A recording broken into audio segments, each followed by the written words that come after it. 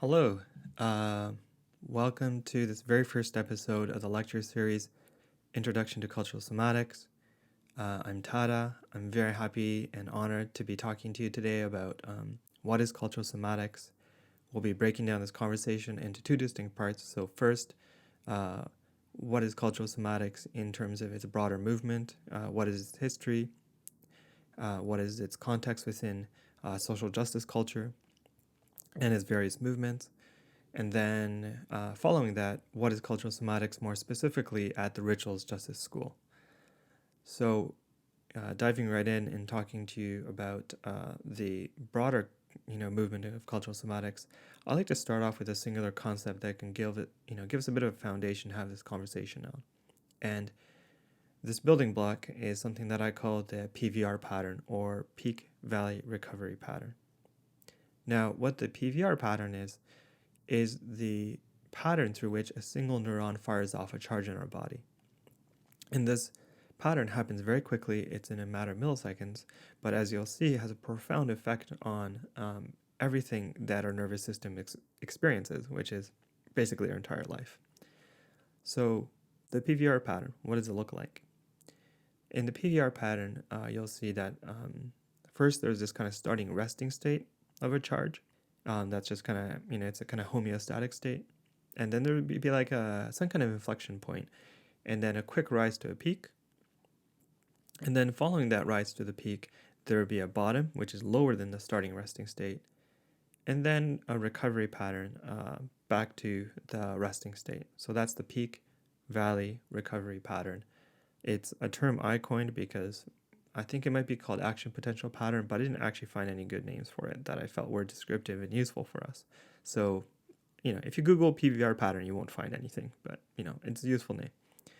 And why is this so important? It's because everything that our nervous system touches, from eating to orgasm to exercise, all are affected by the PVR pattern. And in fact, the PVR pattern becomes like the kind of smaller unit, but the larger fractals of human experience resemble the PVR pattern. Another great example is, let's say, falling in love, and this is really, really clear. So, like when you're falling in love, first you have this resting state where nothing's really happening, everything is kind of chill, and then maybe there's an inflection point where you kiss or hold hands, and all of a sudden you're on top of the moon, you're falling in love, and it's great, and you're sky high, and that's the peak. And then maybe somewhere down the road, like 6 months to a year, not too long after, you hit a bottom and you're like, oh my God, why am I with this person? And, you kind of see some like the faults that you weren't seeing before. You're like, what's going on here? Things are getting sour. And then from there is a recovery period, which, you go, I'm walking away from this relationship. Or you decide to have a real relationship based on the, people that you actually are, right? So that is the peak valley recovery pattern. So it shows up in these larger life movements, even though the very building block of it is very, very tiny. It happens in a matter of milliseconds. So why is this such an important thing for us to understand? This is because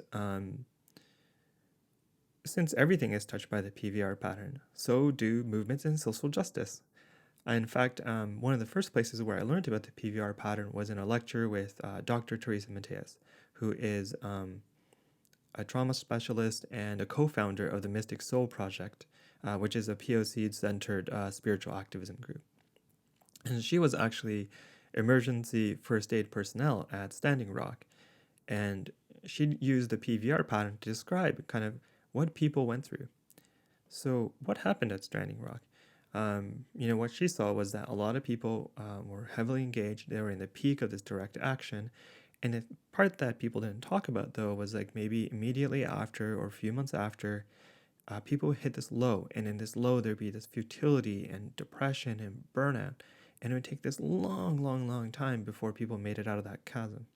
So we want to know then, what makes going through an experience healthier or unhealthier, right? It's a spectrum, but there's a few, there's maybe it'd be nice to have a few guideposts, right?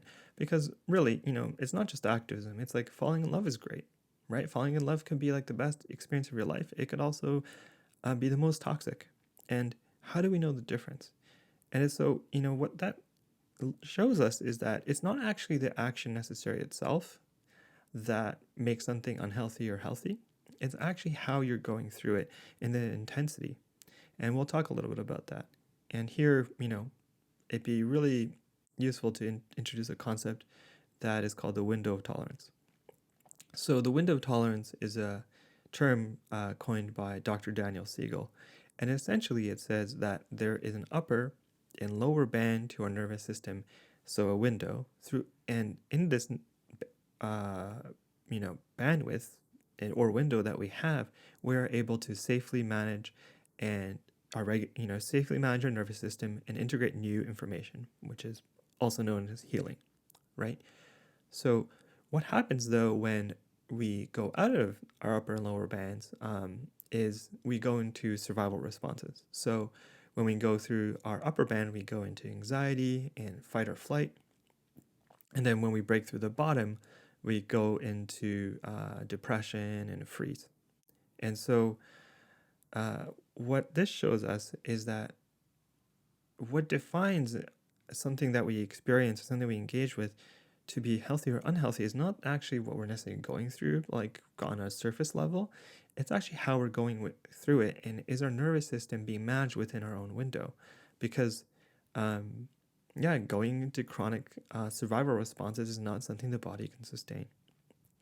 So this is, I think, is a really important understanding, and you might notice even that, from your own experience, that if you go through the upper window, it's very likely you go through the bottom. These are very, very related. And in fact, what happens when you're doing that is that when you hit the bottom, when you're breaking, when you break through the, lower bound and you go into the bottom, your response isn't necessarily to have a proper recovery period, but chase the high again.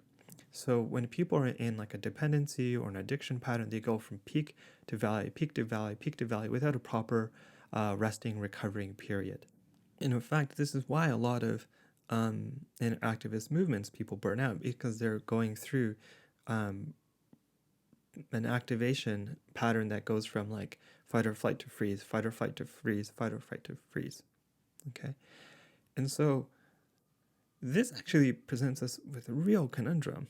And because there's something actually very specific about how social activism is set up that makes it so primed for us to go through the PVR pattern in a way that is not within our window of tolerance. And that is related to something that Steve Hoskinson of organic intelligence would call what's wrong attention. Another word is hypervigilance. So that is like vigilance and attention towards what is wrong in the environment, always scanning, right? And so because activism is built around understanding and knowing what is wrong around us, right, it inherently charges us up to break through the upper and lower bounds. It's baked right into the concept of it. And so this is actually something that's a real conundrum, very, very, very hard to manage. And this is kind of where the movement towards cultural semantics comes into play.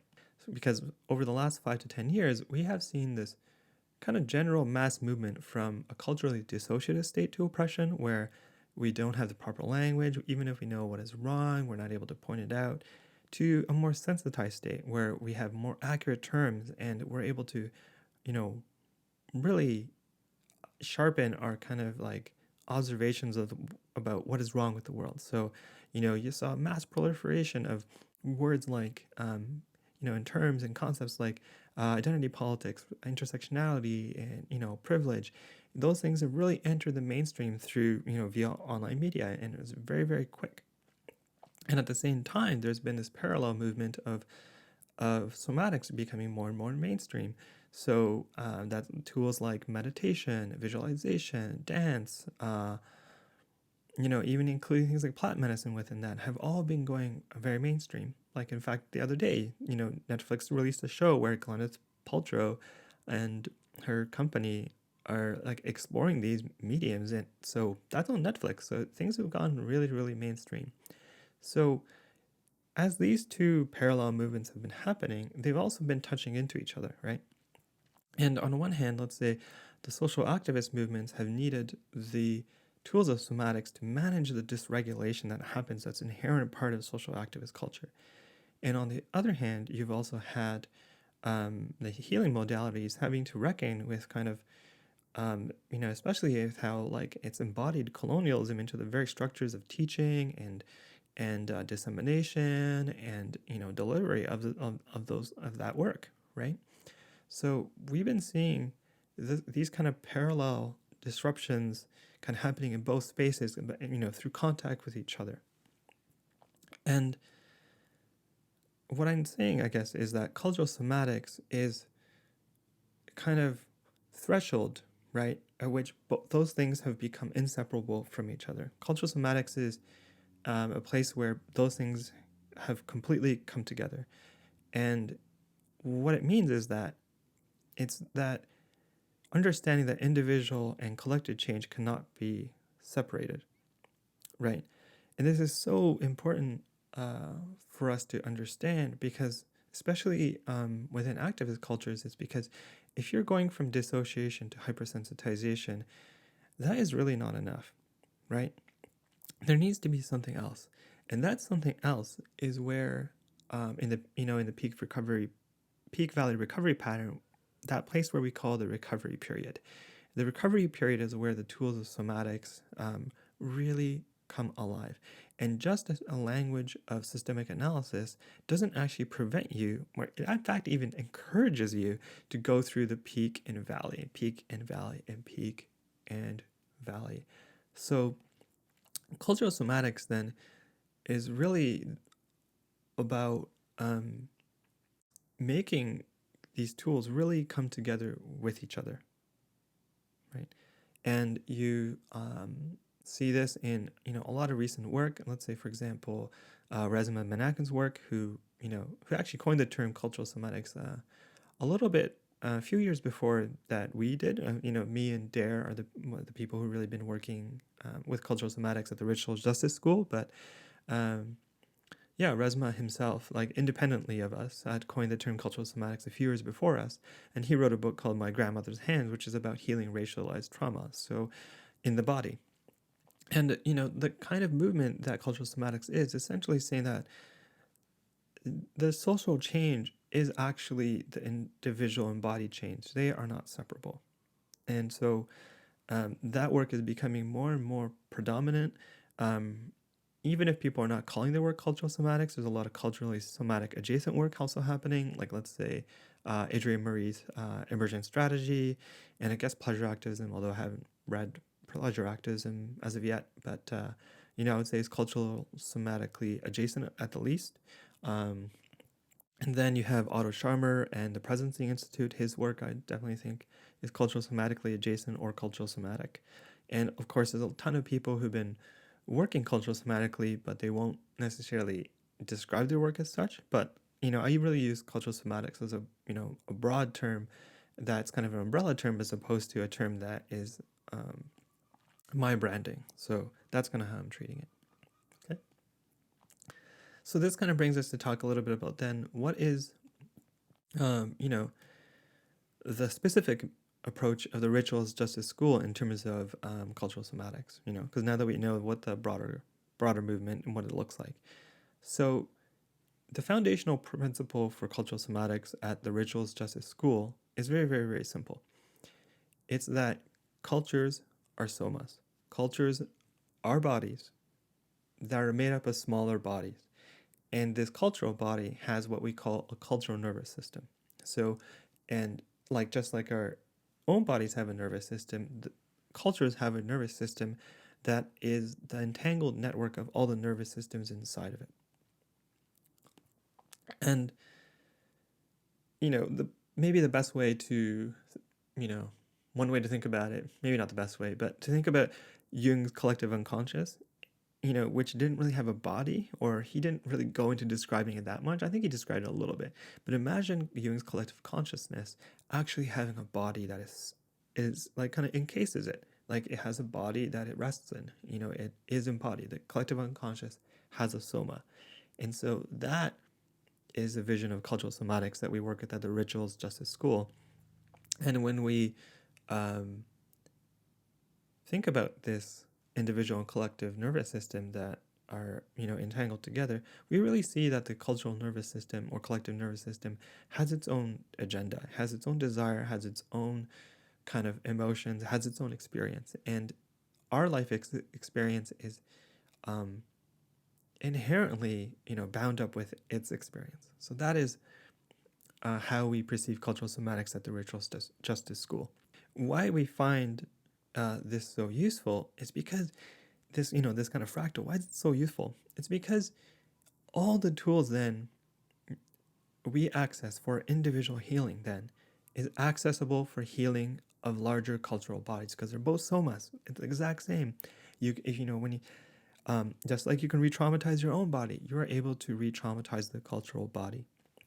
And so this is so helpful because it means that everything that you learned about your own healing, is just completely applicable. And it just shows us that there's this kind of direct fractal relationship. And so just like how you work with your own body, you're able to translate all of that knowledge into working with larger movements. And this means that cultural somatics is really about co-healing. So the co-healing of individual bodies and cultural bodies together. Okay. And so that's, I hope that really kind of jazzed you up about cultural somatics, about its possibilities.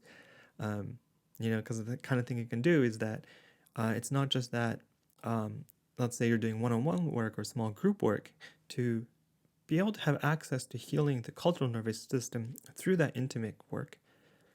That's one option. And on the other side of the spectrum, there's also the capacity to work with large bodies like nonprofits, whole electoral campaigns, like huge movements. It could be like millions of people in it. And you can work with that entire body as one soma that you see as a client. And so it changes how you organize.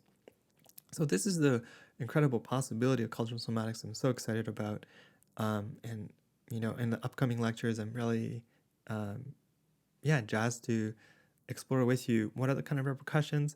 We'll be talking about more magical things like the ancestors and other beings that inhabit, kind of how like Jung's collective unconscious is inhabited.